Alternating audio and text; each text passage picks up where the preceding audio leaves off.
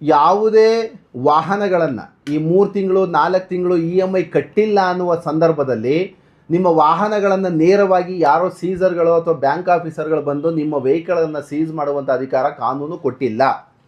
ನಾನು ಇದಕ್ಕೆ ಸಂಬಂಧಪಟ್ಟಂತೆ ಮಾನ್ಯ RBIಗೆ, ಮಾನ್ಯ ಕಮಿಷನರ್ ಅವ್ರಿಗೆ, RTO ಕಮಿಷನರ್ ಎಲ್ಲರಿಗೂ ಮಾಹಿತಿ ಆಗ್ತಾಗ ಏನಾಗುತ್ತೆ ಅಂದರೆ, ನೋಡಿ ಇದು ಗೌರ್ಮೆಂಟಿಂದ ಬಂದಿರುವಂಥ ಅಕ್ನಾಲೇಜ್ಮೆಂಟ್. ನಮಗೆ ಹತ್ತಿರದ ಪೊಲೀಸ್ ಠಾಣೆ ಏನಾಗುತ್ತಂದರೆ, ಈ ಅನಧಿಕೃತವಾಗಿ ಸೀಸ್ ಮಾಡಿ ಶೆಡ್ನಲ್ಲಿ ತಗೊಂಡೋಗಿ ಲೋಡ್ ಮಾಡ್ಕೋತಾರೆ ಗಾಡಿಗಳನ್ನು. ಇದು ಎಷ್ಟು ಮಟ್ಟಕ್ಕೆ ಸರಿ? ಕಾನೂನು ಬಾಹಿರವಾಗಿ ಕೋರ್ಟ್ ಆರ್ಡರ್ ಇರಲ್ಲ, ಆರ್ಬಿಟ್ರೇಷನ್ ಅವಾರ್ಡ್ ಇರಲ್ಲ, ಅಕಸ್ಮಾತ್ ಕಮರ್ಷಿಯಲ್ ಕೋರ್ಟ್ ಅವಾರ್ಡ್ ಇರಲ್ಲ.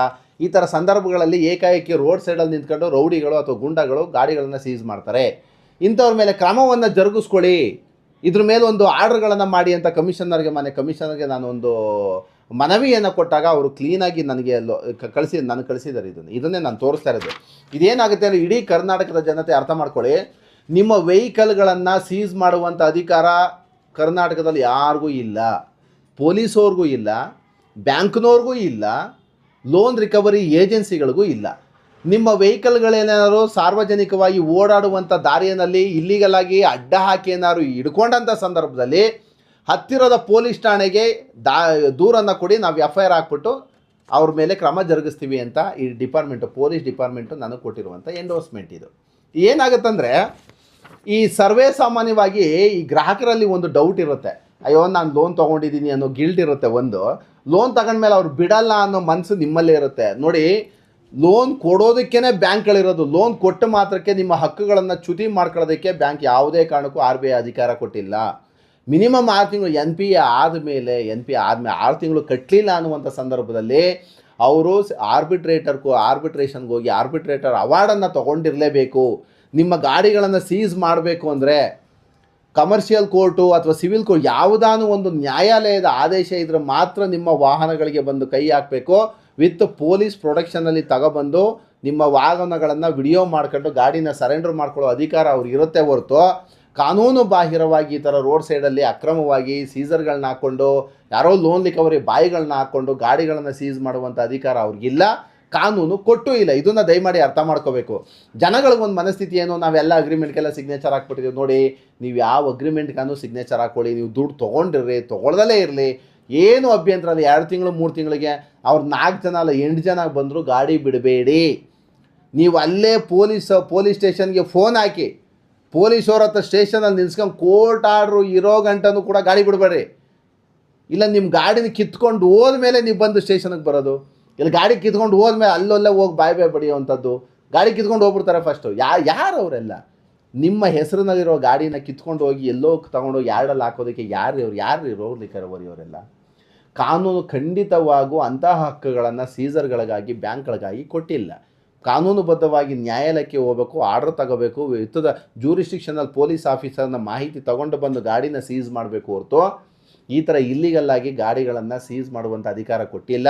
ನನಗೂ ಮಾನ್ಯ ಕಮಿಷನರ್ ಅವ್ರ ಕಡೆಯಿಂದ ಬಂದಿರೋ ಮಾಹಿತಿ ಏನು ಅಂದರೆ, ನಿಮಗೆ ಆ ತಕ್ಷಣದಲ್ಲಿ ಯಾರು ರೌಡಿಗಳು ಗೂಂಡಾಗಳು ರಿಕವರಿ ಏಜೆನ್ಸಿಗಳು ಬಂದು ಸೀಸ್ ಮಾಡುವಂಥ ಸಂದರ್ಭದಲ್ಲಿ ಹತ್ತಿರದ ಪೊಲೀಸ್ ಠಾಣೆಗೆ ಒಂದು ದೂರನ್ನು ದಾಖಲಿಸಿ ನಾವು FIR ಹಾಕ್ತೀವಿ, ನಾವು ಕಾನೂನು ಕ್ರಮ ಜರುಗಿಸ್ತೀವಿ ಅಂತಲೇ ನನಗೆ ಎಂಡೋರ್ಸ್ಮೆಂಟು ಬಂದಿರುವಂಥದ್ದು. ನಾವು ಪ್ರತಿನಿತ್ಯ ಹೋರಾಟಗಳನ್ನ ಮಾಡ್ತಾ ಇರ್ತೀವಿ, ಇದೆಲ್ಲ ಮಾಡಬೇಡಿ ಅಂತ. ಬಟ್ ಆದರೂ ಬಿಡಲ್ಲ. ಯಾರೋ ಒಂದು 3-4 ಜನ ರೌಡಿಗಳು ಬಂತು ಅಂದರೆ ಗಾಡಿ ಕೊಟ್ಟು ಕಳಿಸ್ಬಿಡ್ತೀರಾ. ಯಾವುದೇ ಕಾರಣಕ್ಕೂ ಗಾಡಿಗಳನ್ನು ನೀವು ಕೊಡಬೇಡಿ ಅವ್ರಿಗೆ. ಸೀಸರ್ಗಳು ಬರ್ತಾರೆ, ಯಾರೋ ಬ್ಯಾಂಕವ್ರು ಬರ್ತಾರೆ ಅಂದರೆ ಕೋರ್ಟ್ ಆರ್ಡ್ರ್ ಇಲ್ಲ ಅಂದರೆ ಬುಟ್ಟಲ್ಲಿ ಓಡಿಸ್ತೀನಿ ಅಂತ ಓಡಿಸಿ ಅವ್ರಿಗೆ. ಕೋರ್ಟ್ ಆರ್ಡ್ರ್ ನಿಮ್ಮ ಹತ್ರ ಇರಲೇಬೇಕು, ಗಾಡಿ ಕಿತ್ಕೊಂಡು ಹೋಗಲಿ, ಪರವಾಗಿಲ್ಲ, ನಡೆಯುತ್ತೆ. ಕಾನೂನಿಗೆ ತಲೆಬಾಗಬೇಕು, ತಲೆಬಾಗಿ. ಕೋರ್ಟ್ ಆರ್ಡ್ರ್ ಇಲ್ಲಲ್ಲಿ ಏನಾದ್ರು ಬಂದರೆ ನಿಮ್ಮ ಕಾನೂನುಬದ್ಧ ಹಕ್ಕನ್ನು ಚಲಾಯಿಸಿ ಹತ್ತಿರದ ಪೊಲೀಸ್ ಠಾಣೆಗೆ ಕೊಟ್ಟು FIR ಹಾಕ್ಸೋ ಗಂಟ ಬಿಡಬೇಡಿ ಅಂತ ಆ ವ್ಯಕ್ತಿಗಳ ಮೇಲೆ. ಹಂಗಾಗಿ ನಾನು ಹೇಳುವಂಥದ್ದು, ಕಾನೂನು ಬಾಹಿರವಾಗಿ ಬಂದವ್ರ ಮೇಲೆ ಗಾಡಿಗಳನ್ನು ಕೊಡಬೇಡಿ, ಸೀಸ್ ಮಾಡೋದಕ್ಕೆ ಅವಕಾಶ ಕೊಡಬೇಡಿ, ಒಂದು ಟೈಮನ್ನು ತೊಗೊಂಡು ಕಟ್ಕೊಳ್ಳಿ ಅಂತ ಹೇಳ್ತಾ.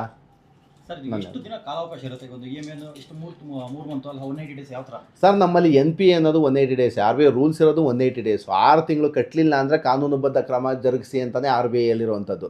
ಇವರೇನು ಮಾಡ್ತಾರೆ, ರಿಕವರಿ ಅಂದರೆ ಬ್ಯಾಂಕಿಂಗ್ ಸೆಕ್ಟರ್ ಏನಾಗುತ್ತೆ, ಮಂತ್ಲಿ ಇನ್ಕಮ್ಮು. ಈಗ ಅವ್ರಿಗೆ ಬಂದ್ರೇ ಅವ್ರು ಇನ್ನೊಂದು ಕಡೆ ಇನ್ವೆಸ್ಟ್ಮೆಂಟ್ ಸಾಧ್ಯ ಆಗುತ್ತೆ. ಅದಕ್ಕೆ ಏನು ಮಾಡ್ತಾರೆ, ಯಾರಿಗೂ ಬಿಡೋದಿಲ್ಲ. ಆಮೇಲೆ ಈ ರಿಕವರಿ ಬಾಯ್ಸ್ ಎಲ್ಲ ಸಮಸ್ಯೆಗಳು ಏನಾಗುತ್ತೆ ಅಂದರೆ, ಅವ್ರಿಗೆ ಸ್ಯಾಲ್ರಿ ಇರೋಲ್ಲ, ಕಮಿಷನ್ ಬೇಸ್ ಮೇಲೆ ಕೆಲಸ ಮಾಡುವಂಥದ್ದು. ಹಂಗಾಗಿ ಏನು ಮಾಡ್ತಾರೆ, 1 ತಿಂಗಳು ಕಟ್ಟಲಿನಾರು ಬಂದು ಗಾಡಿ ಸೀಸ್ ಮಾಡ್ತಾರೆ. ಯಾರು ಹೇಳ್ತಾರೆ ಆ ಥರ? ಎಲ್ಲಿ ಕಾನೂನು ಎಲ್ಲಿದೆ? ಯಾವ ಸೆಕ್ಷನ್ನಲ್ಲಿದೆ? MECನಲ್ಲಿದೆಯಾ ಅಥವಾ ಏನಾರು RTO ನೋಟಿಫಿಕೇಷನ್ಗಳಿದೆಯಾ ಅಥವಾ RBI ಗೈಡ್ಲೈನ್ಸ್ಗಳಿದೆಯಾ? 1 ತಿಂಗಳು 2 ತಿಂಗಳು ಕಟ್ಲಿನಾರ ಗಾಡಿ ಬಂದು ಸೀಸ್ ಮಾಡೋದಕ್ಕೆ ಎಲ್ರಿ ಕಾನೂನು ಎಲ್ರಿ ಇದೆ? ಅವರು ಕಾನೂನಿನ ಪ್ರಕಾರವಾಗಿ ಆರ್ ಬಿ ಐಯಿಂದ ಲೈಸೆನ್ಸ್ ತಗೊಂಡ ಮೇಲೆ ಆರ್ ಬಿ ಐ ಪರಿಪಾಲನೆಗಳನ್ನು ಪಾಲನೆ ಮಾಡಬೇಕಲ್ವ ಅವರು? ಬಂದು ಈ ಥರ ಏಕಾಏಕಿ ಸೀಸ್ ಮಾಡಿಬಿಟ್ರೆ ಎಲ್ಲಿದೆ? ಕಾನೂನೇ ಇಲ್ಲ ಅದಕ್ಕೆ. ಈ ಥರ ಮಾಡೋರಿಗೆ ಅವ್ರಿಗೆ ಏನು ಶಿಕ್ಷೆ ಆಗ್ಬೋದು ಸರ್? ಅದು ಸರ್ ಶಿಕ್ಷೆ ಅದು ಆ ತಕ್ಷಣದಲ್ಲ, ಅಥವಾ ಮಿನಿಮಮ್ 3 ತಿಂಗಳು ಕಸ್ಟಡಿಗೆ ತೊಗೋತಾರೆ. ಮಿನಿಮಮ್ 3 ತಿಂಗಳು ಬೇಲ್ ಆಗುತ್ತೆ, ಅದು ಕಸ್ಟಡಿ ತೊಗೋತಾರೆ.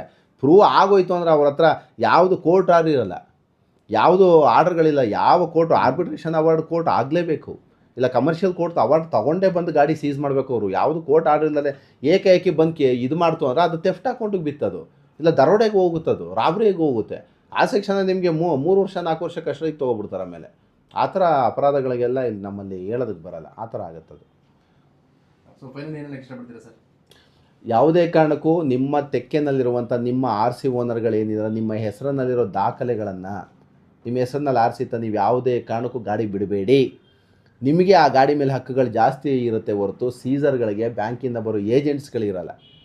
ಹಾಗಾಗಿ ಹೇಳ್ತೀನಿ, ಕೋರ್ಟಿಂದ ಆರ್ಡ್ರ್ ತೊಗೊಬಂದ್ರೆ ಮಾತ್ರ ಗಾಡಿಯನ್ನು ಬಿಡಿ. ಇಲ್ಲಾಂದರೆ ನೀವು ಯಾವುದೇ ಕಾರಣಕ್ಕೂ ಯಾರೋ ಸೀಸರ್ ಬಂದರು, ಯಾರೋ 4 ಜನ ರೌಡಿಗಳು ಬಂದರು ಅಂದರೆ ನಿಮ್ಮ ಗಾಡಿಯನ್ನು ಅವರಿಗೆ ಕೊಟ್ಟು ನಿಮ್ಮ ಹಕ್ಕುಗಳನ್ನು ಚ್ಯುತಿ ಮಾಡ್ಕೊಳ್ಳುವಂಥ ಕೆಲಸಕ್ಕೆ ನೀವು ಹೋಗಬೇಡಿ. ಯಾವುದೇ ವಾಹನಗಳನ್ನು ಈ 3 ತಿಂಗಳು 4 ತಿಂಗಳು EMI ಕಟ್ಟಿಲ್ಲ ಅನ್ನುವ ಸಂದರ್ಭದಲ್ಲಿ ನಿಮ್ಮ ವಾಹನಗಳನ್ನು ನೇರವಾಗಿ ಯಾರೋ ಸೀಸರ್ಗಳು ಅಥವಾ ಬ್ಯಾಂಕ್ ಆಫೀಸರ್ಗಳು ಬಂದು ನಿಮ್ಮ ವೆಹಿಕಲನ್ನು ಸೀಸ್ ಮಾಡುವಂಥ ಅಧಿಕಾರ ಕಾನೂನು ಕೊಟ್ಟಿಲ್ಲ. ನಾನು ಇದಕ್ಕೆ ಸಂಬಂಧಪಟ್ಟಂತೆ ಮಾನ್ಯ RBIಗೆ, ಮಾನ್ಯ ಕಮಿಷನರ್ ಅವ್ರಿಗೆ, RTO ಕಮಿಷನರ್ ಎಲ್ಲರಿಗೂ ಮಾಹಿತಿ ಆಗ್ತಾಗ ಏನಾಗುತ್ತೆ ಅಂದರೆ, ನೋಡಿ ಇದು ಗೌರ್ಮೆಂಟಿಂದ ಬಂದಿರುವಂಥ ಅಕ್ನಾಲೇಜ್ಮೆಂಟ್. ನಮಗೆ ಹತ್ತಿರದ ಪೊಲೀಸ್ ಠಾಣೆ ಏನಾಗುತ್ತಂದರೆ, ಈ ಅನಧಿಕೃತವಾಗಿ ಸೀಸ್ ಮಾಡಿ ಶೆಡ್ನಲ್ಲಿ ತಗೊಂಡೋಗಿ ಲೋಡ್ ಮಾಡ್ಕೋತಾರೆ ಗಾಡಿಗಳನ್ನು. ಇದು ಎಷ್ಟು ಮಟ್ಟಕ್ಕೆ ಸರಿ? ಕಾನೂನು ಬಾಹಿರವಾಗಿ ಕೋರ್ಟ್ ಆರ್ಡರ್ ಇರಲ್ಲ, ಆರ್ಬಿಟ್ರೇಷನ್ ಅವಾರ್ಡ್ ಇರಲ್ಲ, ಅಕಸ್ಮಾತ್ ಕಮರ್ಷಿಯಲ್ ಕೋರ್ಟ್ ಅವಾರ್ಡ್ ಇರಲ್ಲ. ಈ ಥರ ಸಂದರ್ಭಗಳಲ್ಲಿ ಏಕಾಏಕಿ ರೋಡ್ ಸೈಡಲ್ಲಿ ನಿಂತ್ಕೊಂಡು ರೌಡಿಗಳು ಅಥವಾ ಗುಂಡಗಳು ಗಾಡಿಗಳನ್ನು ಸೀಸ್ ಮಾಡ್ತಾರೆ.